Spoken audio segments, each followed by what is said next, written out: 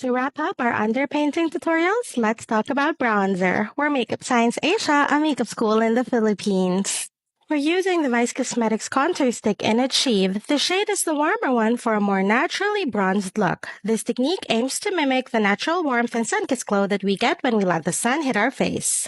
Apart from along the hairline, we can also bronze on our cheekbones, as these spots are naturally hit by the sun. Make sure you don't bronze past the tail of your eyebrows to keep it natural looking. Let's add some along our jawline too, a little higher than where you would usually contour.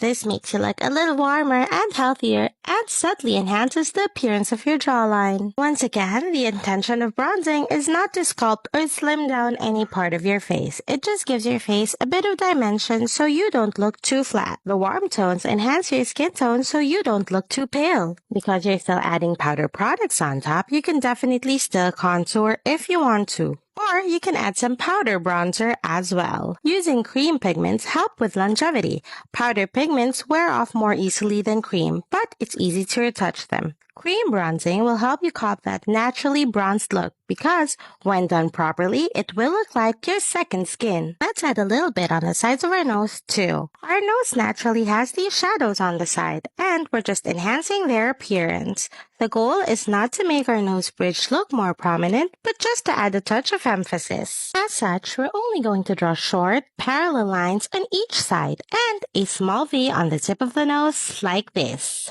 Now, it's time to blend. We're using a damp blending sponge with some pressure and bouncing motions to diffuse the cream pigment. On our forehead, we're going to make sure we blend up and towards our hairline. It's okay for it to be a bit darker near your hair as our fine hairs add to the dimension. Continue to blend and aim to get a good gradient. It should get lighter as you go towards the center of your face. Learning how to use bronzer is a great way to enhance your makeup looks, especially now that it's summer. The sun-kissed appearance is especially flattering for most Filipino skin tones. Soft bronzy looks are natural and youthful. Just be careful with the blending and choosing your shades so you don't end up looking muddy. Blend, blend, blend. A lot of our students find blending to be tedious in the beginning, but we're always quick to remind them that blending is key to a great makeup finish. Especially with darker pigments like bronzer, improper blending can make or break the natural appearance we all aim for. We're almost done. When working with deeply pigmented products along the jawline, we should be mindful of blending out any harsh lines. While they may not look too obvious up front, they're immediately obvious when one moves their face to the side or upwards. As makeup enhances our features, it should always look as natural as possible. Seeing a streak of bronzer is a no-no, so bounce that blending sponge away. As you work on the smaller areas of your nose, pinch your blending sponge to get a smaller tip and use the smaller pointed end. Because of the smaller space around this area, you have to be careful and precise when blending. We teach tactile control in our classes too. We make sure our students use the proper tools and the right techniques for better results. There you have it. Coach Mai now looks bronzed and more beautiful. We can teach you these techniques and more. Join our classes today.